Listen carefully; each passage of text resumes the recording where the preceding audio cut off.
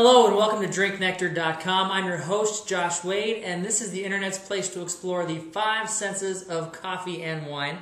Today we're doing something just a little bit different, and you may see these boxes of wine in front of me and be thinking, oh great, what are we up for? But something that I would want to challenge you to do is to always look beyond the packaging and make sure you're evaluating what's on the inside of the wine, inside of the box. So today we're reviewing a couple boxes, I almost said glasses or bottles, but a couple boxes of wine that I received from a manufacturer called Y+B.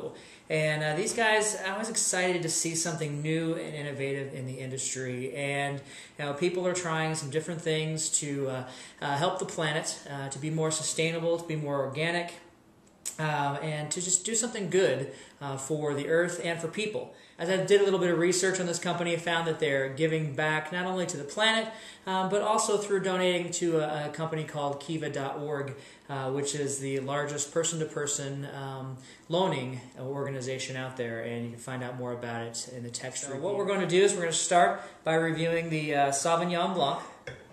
This is a 2009 from Chile. And the yellow and blue packages, they come in a 1 liter, so about 33% more wine than a typical wine glass. And this you can purchase for around $12. We'll give it the swirl. This is in a very light, pale yellow in color. Let's give it the sniff. Interesting, right away I'm getting definitely citrus fruit, some mandarin orange, some lemon peel in there. Not a lot of the straw that you would find in a Sauvignon Blanc typically, but just usually the citrus fruits that kind of jumped right out the nose. It seems very bright. Looking forward to tasting it. It seems like it's going to be very refreshing. Let's give it a sip. Excellent, well-made wine. Definitely get an immediate thing is that lemon peel, the citrus, a little bit of melon as you taste it. The acidity is a little light on the back end.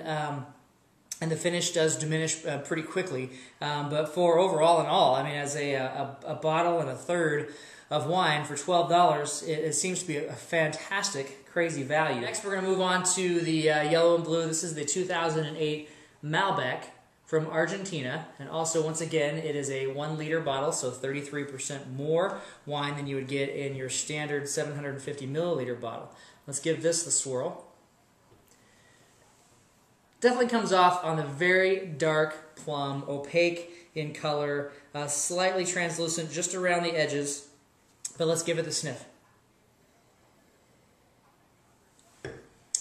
Not a lot coming off the nose. I do get some twigs, maybe a little bit of berry. I kind of almost want to say like a green berry, like it's not quite a ripe fruit in there, but that's pretty typical of what I found out of a lot of Malbecs that I've had, especially from Argentina. So let's give this the sip.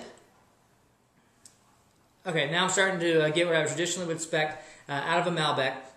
You have those bright fruit right in the front, a little bit of that woody earthiness coming through in the mid-palate, and the back has some moderate tannin. I mean, it seems like it's still a little young. I wouldn't necessarily consider this be a cellaring wine, but it does seem like it would need to maybe sit out and air out or be decanted for a little bit of time to soften up those back-end tannins. But definitely a great food wine. All in all, it's a good value. I think this also comes up for about $12 for the bottle and a half, so for the 1 liter box. Excellent value wine. Would definitely consider purchasing both of these again. One thing that I really wanted to emphasize is that these guys are doing a fantastic job, not only for the planet, but also in the community. And something that I read on their website that really struck me is that when you ship a case of wine, the total overall weight of that case is 50% wine and 50% packaging. So incredible carbon footprint when you think about the overall impact of shipping wine. With the Tetra Pak, you end up with 93% wine and only 7% packaging for that same case of wine. So, all in all, the carbon footprint of the shipping costs and the whole wine production is about 54% of that of a normal wine. What I want to do is encourage you guys to look past the packaging and look what's inside the packaging. The quality you can find inside the packaging may be difficult as you overcome hundreds of years of tradition or even the romantic pieces of corking a bottle of wine and pouring it out of the bottle. But I want to encourage you to check into these guys. As always, life is meant to be enjoyed with friends, so grab a glass of wine tonight, enjoy it with a friend, and drink happy.